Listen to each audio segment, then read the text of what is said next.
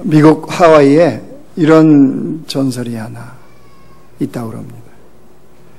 그 딸 셋을 가진 아버지가 살고 있었습니다. 이 딸 셋 중에 둘째 딸과 셋째 딸은 아주 얼굴이 이뻐서 남자들이 청혼을 많이 하는 그런 딸이었다. 첫째 딸은 엄마가 일찍 돌아가시는 바람에 집안 살림을 아마 도맡아서 했던 모양입니다. 그래서 살림하느라 고생하느라고 그 딸에게서는 어떤 여성적인 매력이라든가 이런 게 별로 없어 보였습니다. 근데 이 마을에는 하나의 풍습이 있는데요. 딸을 데려오기 위해서는, 아내로 맞이하기 위해서는 그 처갓집, 즉 장인에게 소를 주어야 됐답니다. 소요, 소. 그래서 보통은 3마리를 주고 이렇게 아내를 데려오는 이런 풍습이 있었어요. 여자가 너무 마음에 들면 5마리를 주었답니다. 이제 이런 풍습이 있었는데 그 집 둘째 딸과 셋째 딸은 이쁘다고 안 이쁘다고요? 설교를 듣고 있다고요? 안 듣고 있다고요? 둘째 딸과 셋째 딸이 이쁜 까닭에 둘째 딸은 소 3마리를 받고 시집을 보냈답니다. 그래서 셋째 딸은 소 5마리를 받고 시집을 보냈답니다. 문제는 누구예요? 첫째 딸이요, 첫째 딸. 첫째 딸은 소는 고사하고 남자들이 청혼조차를 안 하니까 아버지의 마음은 소 3마리가 기본인데 1마리만 주어도 그냥 보내고 싶은 이런 마음이 아버지에게 있었다는 거예요. 그런데 그렇게 이제 두 딸을 시도 보내고 첫째 딸과 같이 살고 있던 어느 날 아주 귀공자 스타일의 한 남자가 이 집에 찾아온 겁니다. 그러면서 소문을 듣고 왔다. 첫째 딸에 대한 소문을 듣고 왔다 그러면서 딸을 보여달라고 그러답니다. 딸을 보여줬더니 이 귀공자 스타일의 남자가 마음에 든다고 그러면서 데려가겠다고 그러면서 소 10마리를 주겠다는 거예요. 누가 아버지가 놀랬죠. 아버지가 아무리 자기 귀한 딸이지만 그래도 양심이 있잖아요. 그죠? 자기도 알잖아요. 몇 마리 받아도 되는지. 1마리 받아도 충분하다고 생각했는데 10마리를 준다 그러니까 아버지가 너무 놀란 거예요. 그래서 그 남자한테 그렇게 많이 주지 않아도 된다. 그렇게 많이 주지 않아도 되니까 그렇게 많이 줄 필요가 없다. 그랬더니 그 남자가 그러는 겁니다. 10마리를 받지 않으면 안 데려가겠다. 그래서 아버지 생각이요. 계산이 됐어요. 10마리를 일단 받고 딸을 데려갔다가 이 남자가 아니다. 마음에 안 든다. 소 9마리를 돌려줘라. 그럼 그때 돌려줘도 충분하겠다. 일단 시집 보내는 게 중요하니까. 그러면서 10마리를 받고 딸을 시집 보냈습니다. 기공자 스타일이 데리고 간 이 딸 1년을 살다가 1년 만에 친정집에 놀러를 왔습니다.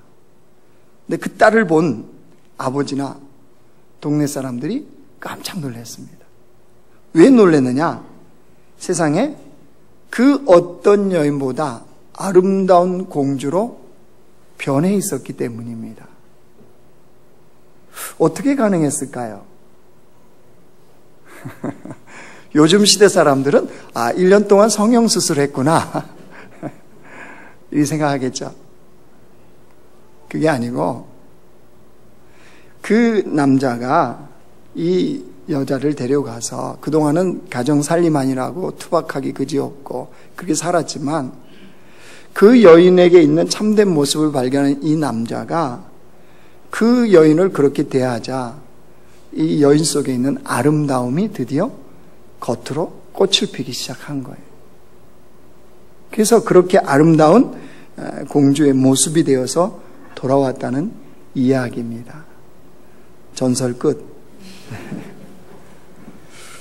저는 이야기를 보면서요, 우리 자신을 생각해 봤어요. 여러분, 우리는 분명히 예수님의 십자가로 구원받은 백성이잖아요. 십자가로 구원받았다는 것은 여러분, 단지 이제 죽어서 천국 가는 백성이다 이 수준이 아니잖아요.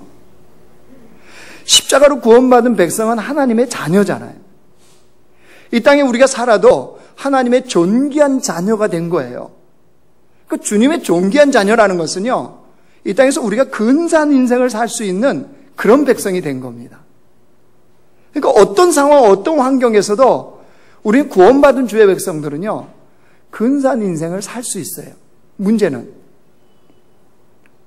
존재는 그렇게 되었는데 삶은요, 삶은 어떤 장벽을 만나고 어떤 방해물을 만나서 삶이 그렇게 안 나타나요. 마치 이 첫째 딸이 살림의 고생과 그 힘든 거, 어려움에 찌들어서 살았던 그 모습과 같이, 원래는 어때요? 원래는 참 아름다운 여인이었잖아요. 그와 같이 그렇게 존귀한 자가 되었는데 우리는 삶에 부딪히고 환경에 부딪히고 이리 부딪히고 저리 부딪혀서 마치 우리가 존귀한 자가 아닌 것처럼, 이미 그런 존재가 아닌 것처럼 살아가는 거예요. 그러다 보니까 다른 방법을 찾아요. 삶은 근사하고 싶은데 이미 그 존재가 되었으니까 가능한데 우리는 다른 쪽에서 자꾸 나의 근사한 삶을 살고자 하는 그것을 찾습니다. 그게 뭐냐면 세상 방식이죠. 여러분, 하나님 백성은 무슨 방식으로 살아야 돼요? 하나님 나라의 방식으로 살아야 되잖아요. 맞죠? 그건 동의하시죠? 그래야 되는 거잖아요. 십자가로 구원받았으니까. 근데 자꾸 세상 방식으로 살려고 그래요. 왜 그렇죠? 거기가 근사해 보이거든요. 하나님 나라 방식으로 살려고 그러면 근사함이 내가 원하는 대로 돼야 되는데 안 되거든요. 근데 이쪽을 보니까 어때요? 멍멍이 판처럼 살아가는 사람도 똥똥거리고 살고, 그죠? 나는 성경책 끼고 오늘 이렇게 쓸쓸하게 엘리베이터를 눌러서 타고 오는데 그 못생긴 여자, 학교 다닐 때 공부 못했던 그 동창은 남편하고 그 에쿠스를 타고, 에쿠스가 말한다 그러면서 오늘 촥 하고 저녁에 어디 뭐 동해 가서 회 먹고 점심은 동해 가서 먹고 저녁은 일본에 가서 먹고 뭐 이렇게 하고 저녁에 비행기 타고 온다 그러고 그러면 마음이 어때요? 그 순간부터 신앙의 회의감, 남편에 대한 미움, 그죠? 하나님에 대한 원망, 이게 여러분 현실이잖아요. 그러니까 눈에 보여지는 것으로 자기의 가치를 증명하는 삶을 추구하는 것이 훨씬 좋아 보이는 거예요. 그러니까 우리가 자꾸 거기를 기웃거리는 거예요. 중요한 관심사가 뭐예요? 예수 믿어도 중요한 관심사가 뭐예요? 누가 1등이냐는 거예요. 누가. 그죠? 누가 돈을 더 많이 가졌느냐는 거예요. 누가 더 예쁘냐는 거예요. 누가 명품을 많이 찾냐는 거예요. 명품을 아는 사람들은 명품 걸친 거 보면 안 되매요? 그래요? 여자분들은 알더군요. 넥타이가 명품이고, 뭐 구두가 명품이고, 뭐 시계가, 우리는 그게 그거 같으면 무슨 명품이에요. 아무튼 그런 눈에 보여지는 것으로 자꾸 끊임없이 비교해요. 비교하니까 편해요, 안 편해요? 힘들죠. 얼마나 힘듭니까? 그리고 그 가진 것으로 자꾸 다른 사람과 비교하면 다른 사람을 소외시키려고 그래요. 그러니까 눈에 보이는 그게 마치 그 사람의 존재인 것처럼, 그 사람의 가치인 것처럼 자꾸 생각을 해요. 온통 여기에 사로잡혀 있어요. 그러니까 십자가로 구원받은 백성인데, 하나님의 백성인데, 하나님 나라의 그 존귀한 자가 되었는데도 여전히 삶의 방식은요 똑같은 거예요. 그 신앙생활은 하나의 종교의 겉옷을 하나 걸친 거예요. 이것저것 있는 것 중에 기독교라는 신앙의 종교를 하나 여기다 더 걸쳐 입은 거예요. 그러니까 넥타이 매고 여기에 핀 하나 더 찬 거예요. 핀. 차이점이 딱 그거인 거예요. 여러분, 이게 예수님을 믿는 삶일까요? 하나님의 백성이 이 땅에 사는 방법일까요? 십자가로 구원받은 백성의 존재의 가치가 그거밖에 안 될까요? 자, 그래서 오늘 본 말씀을 통해서 우리가 뭘 알아야 되는지, 우리 삶이 어떠해야 되는지를 오늘 보기를 원합니다. 오늘 어떤 내용입니까? 우리가 그렇게도 잘 아는 오병이어의 기적의 사건이죠. 오병이어가 뭐예요? 떡 5덩어리, 물고기 2토막. 그것도 누구의 도시락이에요? 어린 아이의 도시락. 이걸로 남자만 몇천 명? 예? 5천 명. 그러면 이 여자들은 숫자에서 뺐으니까 최소한 10,000명 이상이잖아요. 그렇죠? 그 뭐 어중이 떠중이 애들 따라가 붙었다 그러면 이게 엄청난 숫자이건. 어린아이의 작은 도시락. 그러니까 지금 예수님이 뭐 보여주는지 아시겠어요? 그 작다고 그게 안 되는 거 아니라는 거예요. 그거 보여주는 오병이어의 기적이에요. 이 내용은 잘 아시죠? 오늘 설교는 오병이어 그거 얘기하는 거 아니에요. 자, 그러면 오병이어의 기적이 일어났던 장소를 요한이 특이하게 기록을 해요. 1절 보실래요? 1절 같이 읽어요. 시작. 그 후에 예수께서 디베랴의 갈릴리 바다 건너편으로 가시매. 오병이어의 기적의 장소는 우리가 잘 알아요. 들판이에요. 들판. 황량한 들판. 아무것도 없는 들판에서 오병이어의 기적이 일어났어요. 오직 찾을 수 있는 것은 어린 아이의 작은 도시락 딱 하나. 이게 이제 오병이어의 기적의 장소였습니다. 근데 그 장소가 갈릴리 바다, 이스라엘에 있는 갈릴리 바다, 갈릴리 호수라고도 하는데 거기에 인접한 장소의 들판이었단 말이에요. 그런데 요한은 오늘 특이하게 갈릴리 바다, 갈릴리 호수 앞에 뭘 붙였어요? 디베랴에 그랬죠. 디베랴에. 디베랴라는 단어를 붙였어요. 왜 붙였을까요?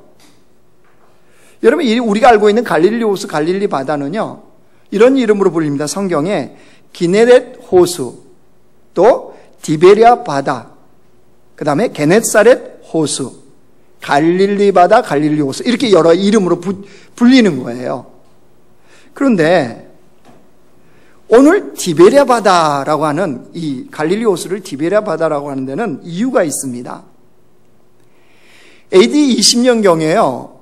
이 헤롯 안티파스라는 이 총독이 그 당시에 로마의 황제의 이름이 티베리우스였습니다. 티베리우스.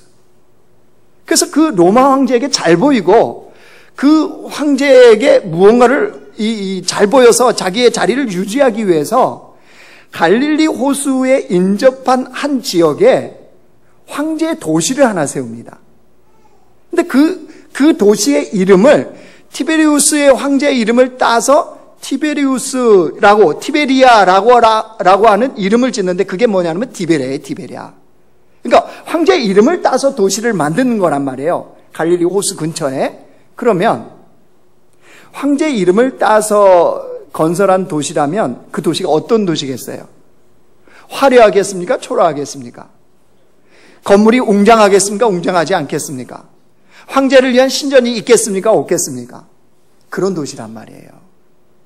번창하고 화려하고 그 지역의 모든 부와 권력과 쾌락과 이런 것이 다 집중된 곳이 어디냐? 그 디베랴라고 하는 그 도시, 그 지역의 모습이었습니다.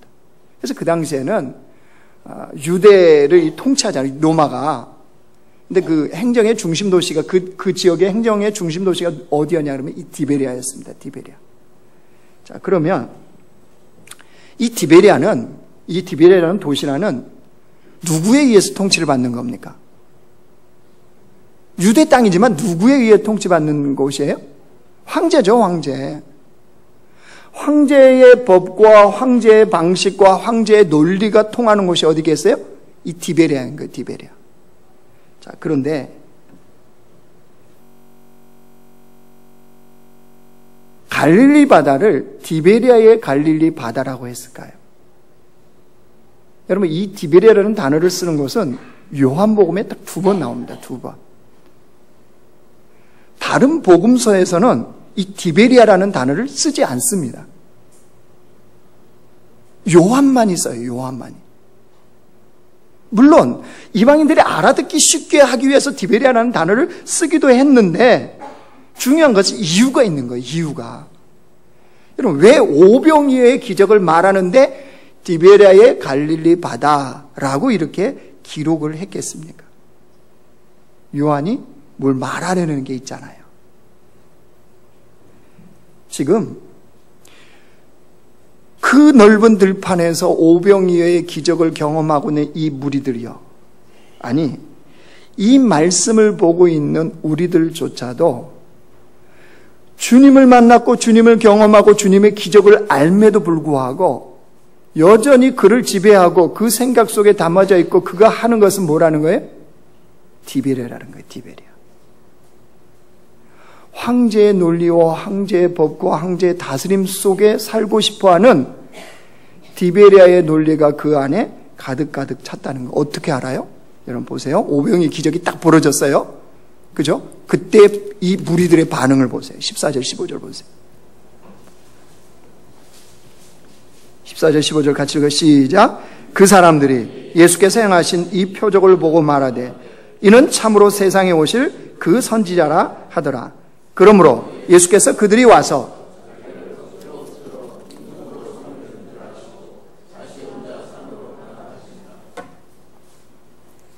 오병이의 기적을 경험하고 그 주님을 찬양했다고요? 당신이야말로 참으로 하나님이십니다 이랬다고요? 뭐 했다고요? 예수님을 억지로 잡아서 뭐 하려고요? 임금으로 삼으려고 했다고 그랬잖아요. 누구의 임금이요? 자신들의 임금이요. 자신들의 임금. 왜 그랬을까요? 오병이의 기적을 일으키는 주님을 보니까 그 능력이면 뭐가 해결돼요? 뭐가 해결돼요? 먹고 사는 경제적인 문제. 아니, 이분만 우리의 임금이 되어주시면 먹고 사는 문제 해결되는 거예요. 얼마나 좋아요.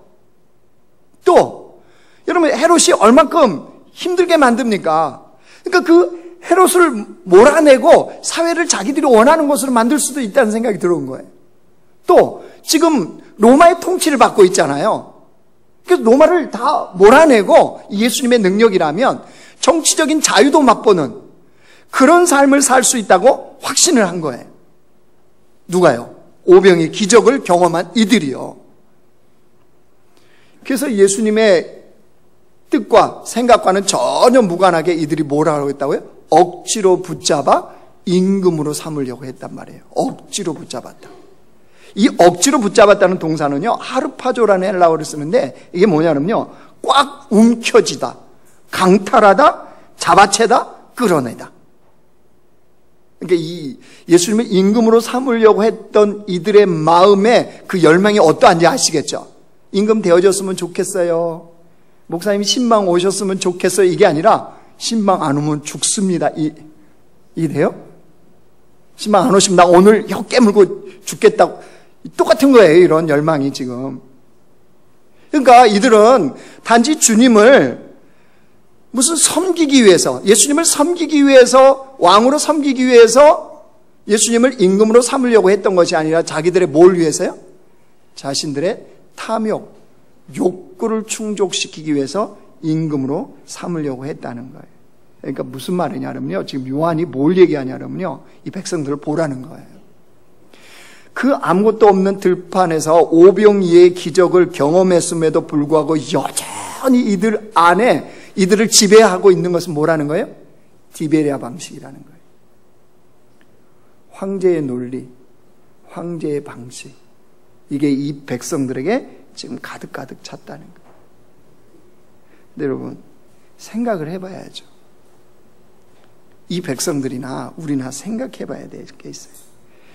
여러분, 예수님이 오병이어의 기적을 베푸신 장소가 어디예요? 디베랴 갈릴리 바다 근처에 연접해 있는 들판, 특별히 누가 보면은 여기가 어딘지를 명확하게 얘기합니다. 누가복음 9장 12절 보여주세요. 보여주세요.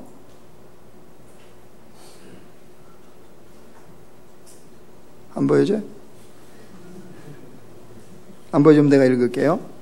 날이 저물어 가매 12 사도가 나와 여짜오되 무리를 보내어 두루 마을과 촌으로 가서 유하며 먹을 것을 얻게 하소서. 우리가 있는 여기는 무엇이니다? 빈들이니다. 빈들. 지금 오병이의 기적의 장소는 어디라고요? 빈들이에요, 빈들. 자, 여러분. 왜 빈들에서 오병이의 기적을 베푸실까요? 먹을 거 없으니까 당연히 빈들 아닙니까? 이렇게 하면 이제 성경이 묵상이 안 돼요. 아니, 도심에서 베풀면 안 돼요? 예수님이? 디베리아의 그 도시로 다 불러서 오병이의 기적을 보고 싶으냐? 다 와라. 그럼 거기서 할 수 있잖아요. 왜 빈들입니까? 왜 빈들? 여러분, 이 백성들, 지금 오병이의 기적을 경험하고 있는 백성들의 삶이 뭘까요? 빈들이었을 겁니다. 그러니까 이들은 빈들이 사실은 싫었을 거예요. 왜냐하면 자기들의 삶과 비슷하니까. 자신들이 살고 있는 빈들이 뭐예요? 가난해요. 항상 가난해요. 사회로부터 소외됐어요. 없는 것 투성이에요. 먹을 것을 걱정이 아닌 굶주림이 있어요. 불편해요, 삶이. 자기가 해보고 싶은 것을 해볼 수가 없어요. 그러니까 이 무리들의 인생의 목표와 소원이 있다면 뭐겠어요? 빈들 벗어나는 거예요, 빈들. 내 인생의 빈들은 언제 없어질까? 그러니까 무슨 말이에요? 늘 디베리아예요, 디베리아. 저 번성하고 저 화려하고 부와 권력과 모든 것이 있는 저 디베리아. 나는 언제 저기 있는 아파트 얻을까? 나는 언제나 디베리아에 있는 자동차를 타고 다닐까? 이게 이 백성들의 마음속에 있는 소원과 목표였어요. 그러니까 이들은 뭐가 인생의 성공이라고 생각했어요? 디베리아에서 사는 거. 디베리아에 머무는 거. 그게 축복이라고 생각하며 사는 거예요. 이게 지금 예수님을 억지로 붙들어서 임금을 삼으려고 했던 오병이어의 기적을 들판에서 경험한 무리들의 모습입니다. 그런데 이 무리들의 모습에서 우리 자신의 모습이 안 보이나요? 여러분, 안 보입니까? 사실 빈들에 처해지면 어때요? 인생의 빈들에 딱 처해지면. 인생의 빈들에 처해지면요, 힘듭니다. 불편해요. 굉장히 삶이 때로는 고통스러울 수 있어요. 경제적 빈들이 올 수도 있고, 건강의 빈들이 올 수도 있고, 인간관계 빈들이 올 수도 있고요. 여러 가지 빈들이 있어요. 근데 그걸 만나면 불편하고 고통스럽습니다. 근데 더 힘든 게 있어요. 이걸 사람들이 가장 많이 느끼는 것 같아요. 자기의 자존심이 구겨집니다. 인생의 빈들을 만나면 자존심이 확 구겨져요. 왜요? 왜 구겨질까요? 그 빈들의 상황이 나의 신앙인 것 같아서. 그 빈들의 상황이 내 인생의 열매를 말해주는 것 같아서 자존심이 확 구겨져요. 그러니까 견디기가 힘든 거예요. 그러니까 인생을 살다가 빈들을 만나면 사람들이 어떻게 합니까? 본능적으로 숨습니다. 숨깁니다. 도망치려고 그럽니다. 그 신앙생활을 하다가 인생의 어려움 딱 만나면 사람들이 간증하든가요? 숨기든가요? 이제 두 아들은 다 컸으니까 제 셋째 딸, 그 이쁜 셋째 딸이 어제도 결혼식 갔는데 저는 막 가슴이 두근거려요. 왜? 딸 가진 아빠니까 저 손잡고 어떻게 줄까? 저건 내가 마지막 가서 못 주고 꽉 잡고 다시 오면 어떡하나 뭐 이런 마음들. 왜? 결혼식에 그 신랑 아버지, 신부 아버지가 데리고 들어가잖아요. 이런 딸이 대학을 똑 떨어지고 재수하고 삼수하고 사수하고 오수했어요.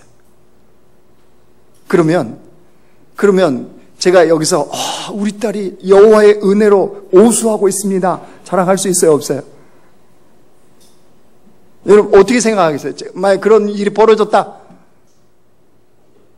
위로는 받죠, 여러분은. 그죠? 아, 목사도 별것도 없네. 이런 위로는 받는데 속으로 뭐라고 생각해요?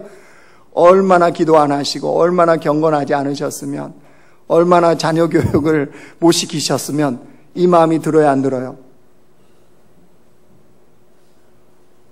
제가 보니까 70%가 든다고 그러네요. 그렇게 생각하잖아요. 그러니까 이게 우리의 마음속에 있는 거예요. 그렇다는 건 무슨 말이에요? 내 인생에 내가 신앙생활 하다가 인생의 빈들을 딱 만나면 숨기는 거예요. 왜요? 그게 내 신앙인 것처럼. 그게 혹시 내 인생의 열매인 것처럼 생각되어지니까 다른 사람들이 그렇게 볼 거라고 생각하니까 숨겨버려요. 인생의 진짜 위기를 만나면요, 도망쳐요. 아니, 공동체에서 기도하고 주의 뜻을 구하면서 이렇게 주님의 어떤 역사가 있을까, 빈들의 오병의 기적이 어떻게 이 인생에 나타날까 기대하고 나가는 공동체가 아니라 다른 데로 숨어요. 다른 데로 가요. 이게 뭐냐면 이게 허당이죠, 허당. 이거는 허당 공동체인 거예요, 허당. 여러분, 그게 일반적인 사람들의 반응이에요. 근데 여러분 좀 생각해 보세요. 좀 그렇게 이제 우리는 그렇게 살고 있다 생각하는데 좀 생각 좀 해보자고요. 그 빈들을 누가 허락하셨어요? 그 남편이 잘못하던, 그 아이가 잘못했던, 아내가 잘못했던, 아니 어떤 사람이 잘못했던, 도대체 그 빈들을 허락하신 분이 누구예요? 여러분, 하나님이 허락하셨다면 내 인생의 그 빈들을 통해서 주님이 행하실 일이 있다는 뜻 아니에요? 맞죠? 하나님이 허락하신 거면 그 빈들을 통해서 나를 주님의 빛난 보석으로 만들고자 하는 주님의 계획이 있어서 허락하신 거잖아요.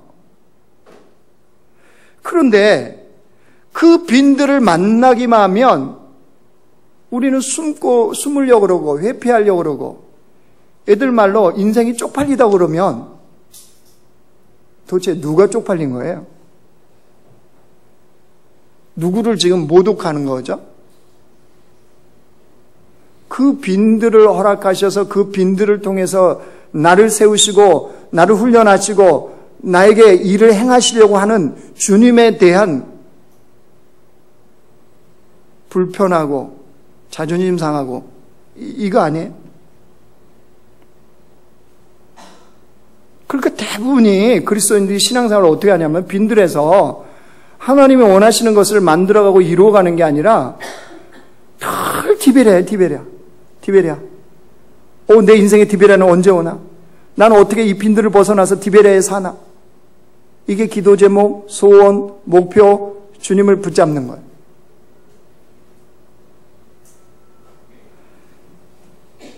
여러분, 누가 손해일까요?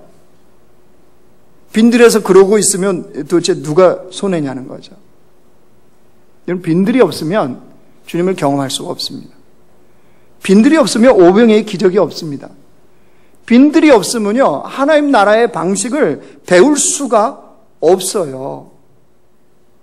빈들을 통해서 우리의 신앙을 견고하게 하나님의 사람으로 빚어가고 깎아가는 게 뭐냐면 빈들이에요, 빈들은. 근데 우리는 빈들에서 디베랴를 바라보는 거예요. 빈들에서 디베랴를 꿈꾸는 거예요. 빈들에서 디베랴의 성공을 원하는 거예요. 그러니 빈들이 그에게는 단지 고통스러운 장소일 뿐이요, 불편한 장소일 뿐이요, 아무런 내 인생에 의미도 없는 빈들이 되어버리는 거예요. 그러니까 숨기고 싶은 거예요. 없었으면 하는 거예요. 도망치는 거예요. 여러분 아세요? 주님의 계획에 분명한 게 이게 있어요. 골로새서 1장 28절 보여주세요. 같이 읽어요. 아니, 보여줘요. 같이 읽어요. 시작. 우리가 그를 전파하여 각 사람을 권하고 모든 지혜로 각 사람을 가르치면 각 사람을 그리스도 안에서 완전한 자로 세우려 함이니. 주님이 왜 우리에게 복음을 주셨고 왜 우리에게 그 복음을 가르친다고요? 우리를 그리스도 안에서 완전한 자예요. 완전한 자. 십자가로 구원받은 존귀한 자요. 하나님의 자녀다운 그 근사한 사람으로 세우는 것이 주님의 목적이라는 거예요. 그 목적 속에서 주님은 뭘 허락한다고요?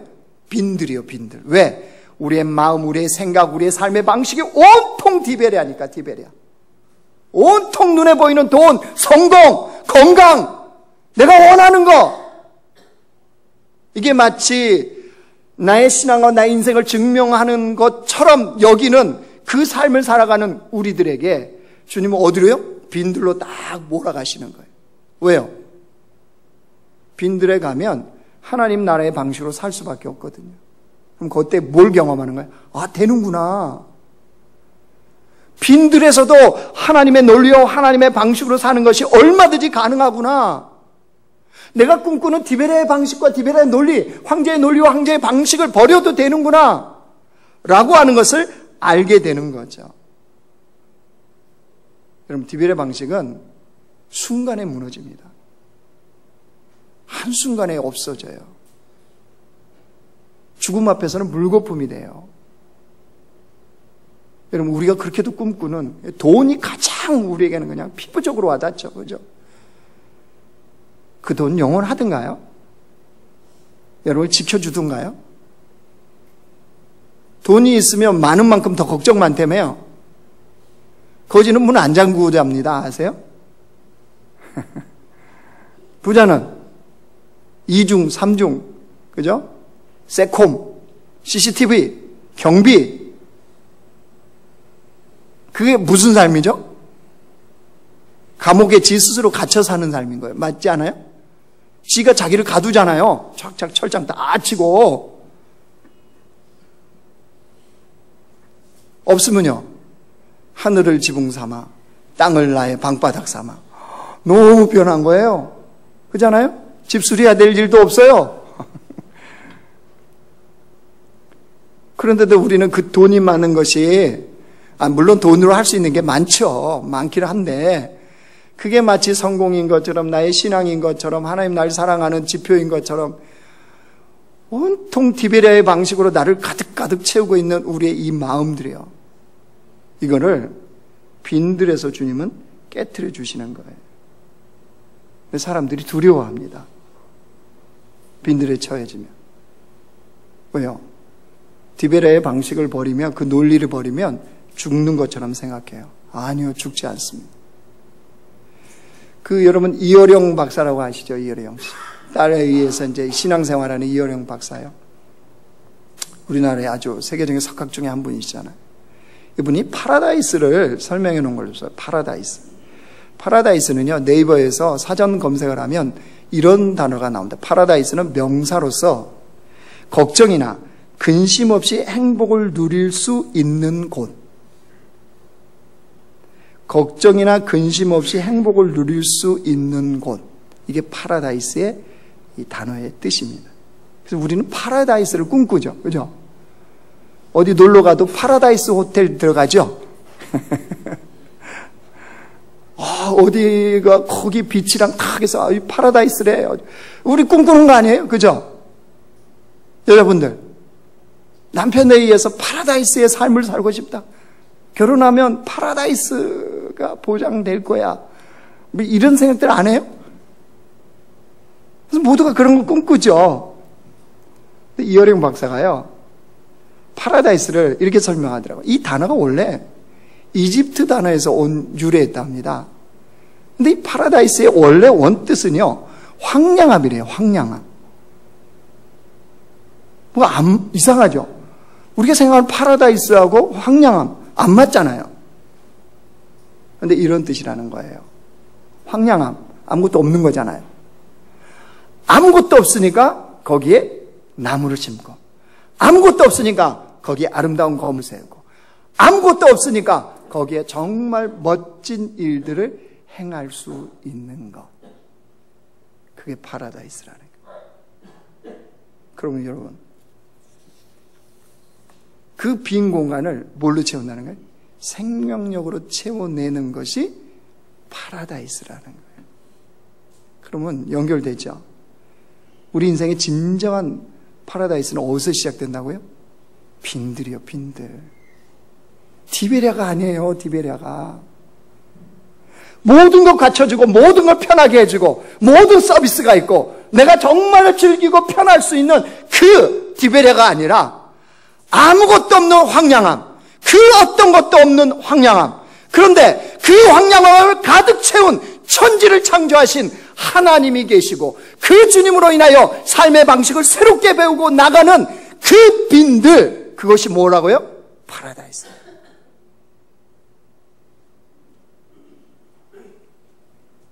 그 인생에서 만나는 이 빈들을 이렇게 성경적으로 이 말씀으로 이게 해석이 안 되면요, 빈들은 정말 쪽팔린 거예요. 그죠? 하나님 믿었으면 내가 이렇게 신앙생활 열심히 했으면 뭐가 보여줘야 된다는 거예요. 늘 이런 걸 추구하는 거예요. 할렐루야 찬양도 이렇게 열심히 했는데, 그죠? 뭐 증거가 있어야지 말할 수 있는, 그죠? 그거 맞아요? 아니죠. 그 자리에 앉아있다는 자체가 기적인 거죠. 맞아요? 할렐루야 찬양들 맞죠? 여러분 같은 죄인들이, 죄덩어리들이 거기 앉아서 주님을 찬양하는 찬양의 도구가 된다. 기적 아니에요? 기적? 맞죠? 이따 하면서 서로 간증하세요. 집사님 나 기적이야, 기적. 목사님이 아까 얘기했잖아, 기적. 그 기적을 경험하고 있는데 뭐가 더 필요합니까? 뭐가? 그런데 뭐라 그래요? 아, 왜 빈들이냐? 왜? 내가 할렐루야 찬양도 이렇게 하는데 왜 빈들이야? 빈들이 여호와의 복인 줄 모르면, 빈들이 내 인생의 진정한 축복인 줄 모르면 아직 모르는 거야. 아직 몰랐어. 하나님께서 이스라엘 백성들에게 40년 광야의 길을 걷게 하시죠. 그 걷게 하신 이유를 모세를 통해서 분명하게 하나님이 다시 한번 이스라엘 백성들에게 알려주십니다. 그게 신명기 8장에 있어요. 보여주실래요? 같이 읽어요. 시작. 내 하나님 여호와께서 이 40년 동안에 내게 광야 길을 걷게 하신 것을 기억하라. 이는 너를 낮추시며 너를 시험하사 내 마음이 어떠한지 그 명령을 지키는지 지키지 않는지 알려 하심이라. 너를 낮추시며 너를 줄이게 하시며 또 너도 알지 못하며 내 조상들도 알지 못하던 만나를 내게 먹이신 것은 사람이 떡으로만 사는 것이 아니요 여호와의 입에서 나오는 모든 말씀으로 사는 줄을 내가 알게 하려 하심이라. 이 40년 동안에 내 의복이 헤어지지 아니하였고 내 발이 부르트지 아니하였느니라. 내 조상들은 알지 못하던 만나를 광야에서 내게 먹이셨나니 이는 다 너를 낮추시며 너를 시험하사 마침내 내게 복을 주려 하심. 광야 40년이 이스라엘 백성에게 복이었다 저주였다고요? 복이에요 저주예요? 복이잖아요. 복. 왜? 사람이 떡, 눈에 보이는 디베랴가 아니라 빈들에서 하나님의 방법, 말씀, 이것으로 사는 백성임을 뭐 하려고요? 가르치려고요. 하나님 백성은 하나님의 방법으로 살아야 되는 것을 가르치기 위해서 뭐 한다고요? 빈들을 허락하셨다는 거예요. 우리는 분명합니다. 디베랴 방식으로는 안 돼요. 가지면 가질수록 더 황량할 겁니다. 누리면 누릴수록 더 쓸쓸할 겁니다.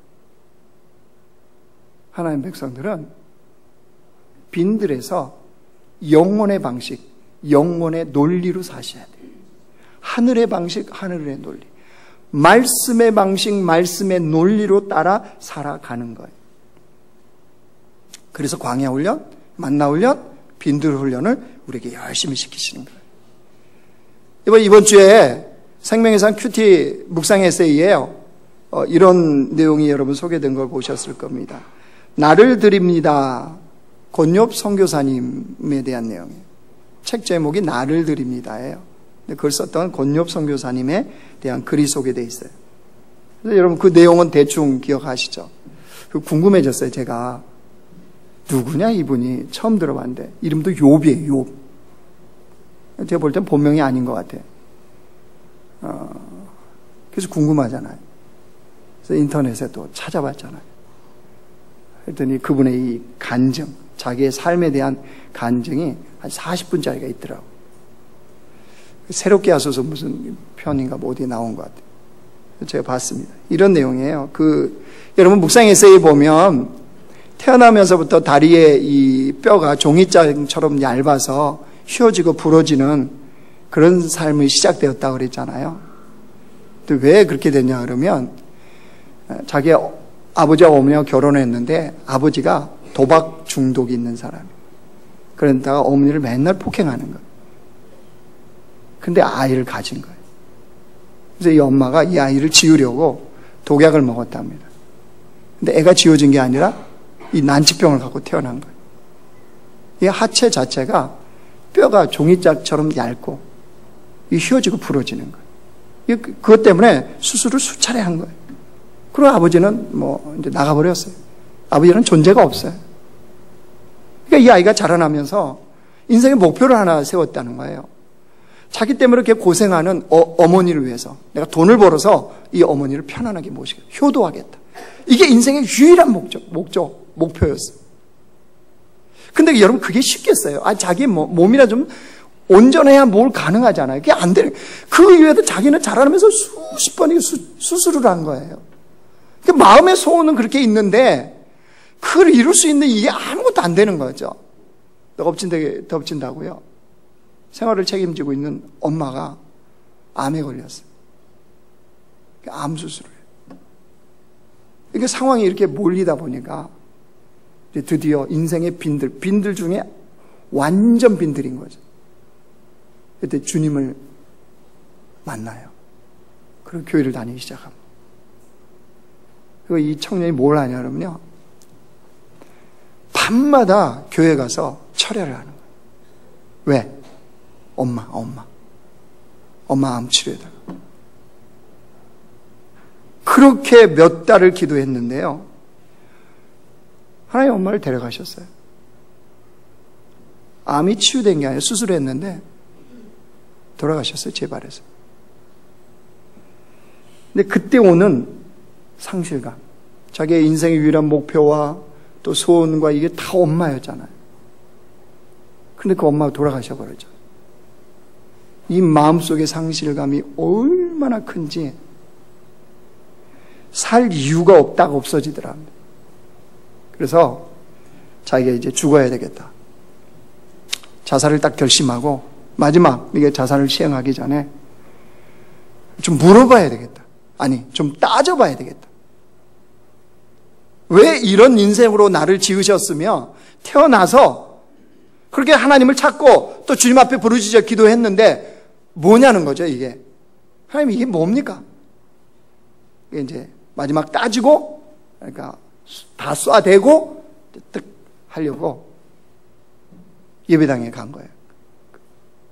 걸을 수도 없는 몸을 지리를 끌고 예배당 앞에 딱 앉아서 따지는 거죠. 뭡니까, 하나님?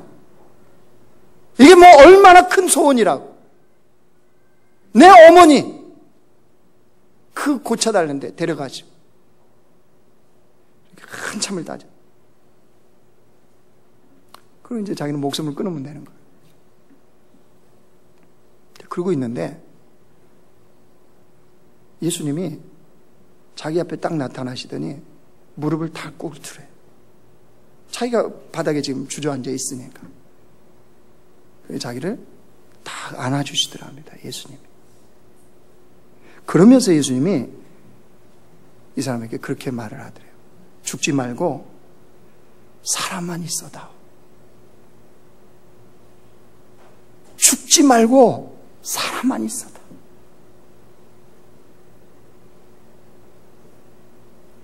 피투성이라도 네가만 사람만 있어다. 주님이 그렇게 하면서 자기를 껴안던데. 자기의 모든 분노, 상실, 절망 싹 사라져. 삶에 대한 소망이 오히려 그 안에서 달라진 거 아무것도 없는데 새 생명의 소망이 자기 안에서 올라오는데 자기의 모든 것을 다 드리고 싶은 거예요. 그 주님께. 드릴 게 있어요? 없어요? 하나도 없잖아요. 그래서 나를 드립니다요. 나를 드립니다. 나 이 불편하고 세상에서는 아무짝에도 쓸모없을 것 같은 나를 주님께 드립니다. 그러고 나서 이분이요, 선교사로 헌신을 합니다. 선교사로 헌신해서, 여러분 이제 책에 나와 있는 그 내용이, 온 세상에 손발이 불편한 장애를 가진 사람들을 돕는 거예요. 돕는데 자기가 의족과 의술 기술을 배워서 그걸 해주죠. 해주는데 그것만이 아니라 그렇게 불편하고 그렇게 자기처럼 죽고 싶은 얼마나 인생이 많겠습니까? 특별히 가난한 나라에서 더 어려울 거 아니에요. 그들에게 하늘 방식으로, 하나님 나라의 영원한 방식으로 살 수 있는 그 복음을 그들에게 전해주고 싶은 거예요. 그래서 자기가 선교사로 헌신을 한 거예요. 이름도 아마 선교 때문에 이름을 바꾼 것 같아요. 부모님이 믿지 않는 부모님이었는데 이름을 욥으로 지었을 리가 없잖아요. 근데 이름을 권욥. 그래서 지금 그 현장에서 다른 사람들에게 빈들과 같은, 인생의 빈들과 같은 상황에서 디베라를 꿈꾸는 게 아니라 하나님 나라의 방식으로 사는 법을 가르쳐주고 전해주는 선교사로 살아가고 있습니다. 사랑하는 성도 여러분, 우리 모두는 가정을 온전히 세우고 싶어 합니다. 인생을 온전히 세우고 싶어 해요. 그런데 여러분, 그렇게 온전히 세우고 싶어 하는 인생 가정, 우린 지금 어떤 논리, 어떤 방식으로 세우려고 합니까? 끊임없는 디베라의 방식, 황제의 논리, 황제의 방식, 눈에 보여지는 그것이 주어지면, 내가 원하는 성공이 오면 내 가정도 온전해질 수 있고 내 인생도 온전해질 수 있다고는 우리의 이 엄청난 착각 속에서 여러분 언제 벗어날까? 우리가 디베라의 방식을 추구하는 한, 그거를 바라보고 그것을 소원하고 그걸 목표하고 있는 한 우리 가정은 온전히 세워지지 않습니다. 우리 인생은 온전히 세워질 수가 없습니다. 하늘 방식만이, 하나님 나라의 논리만이 여러분 우리를 온전하게 할 수 있어요. 각 사람을 완전한 자로 세우려 하심이니, 주님의 방식, 말씀의 논리와 말씀의 방식만이 우리의 가정과 우리 인생을 온전히 세웁니다. 여러분 우리가 그 모습으로 바뀌어야 되지 않겠습니까? 그걸 배워야 되지 않겠습니까? 지금 인생의 빈들을 만나신 분 계시죠? 어떤 사람은 이 권엽 선교사처럼 죽고 싶을 거예요. 차라리 죽어버렸으면 낫겠다 싶을 겁니다. 네, 아니요. 주님은 사람만 있어라. 그 빈들에서 살아서 하나님의 방식을 배워라. 하나님의 논리, 하나님의 말씀의 방식으로 사는 것을 배우라는 거예요. 그러면 어떤 빈들도 우리는 주님을 누리는 삶이 가능하다는 거예요. 행복할 수 있다는 거예요. 네 존재 자체에 합당한 근사한 삶이 가능하다는 거예요. 여러분 주님 우리가 그런 삶이 되기를 원하십니다. 그리고 나만이 아니라 이제 누구에게? 다른 사람에게.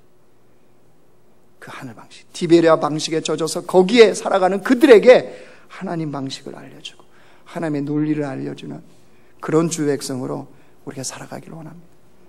다시 복음으로 새롭게 되는 우리 공동체가 이런 공동체가 되기를 원합니다. 인생의 빈들을 자랑하는 자들이 되었으면 좋겠습니다. 하나님이 도대체 나를 어떻게 경영하시려고, 하나님의 사람으로 어떻게 바꿔가시려고 내 건강의 빈들, 물질의 빈들, 관계의 빈들, 이런저런 빈들을 내게 허락하셨다고 기도 요청하고 자랑하고 그 주님을 높여드리는 그런 복된 공동체가 되기를 주님의 이름으로 축원합니다.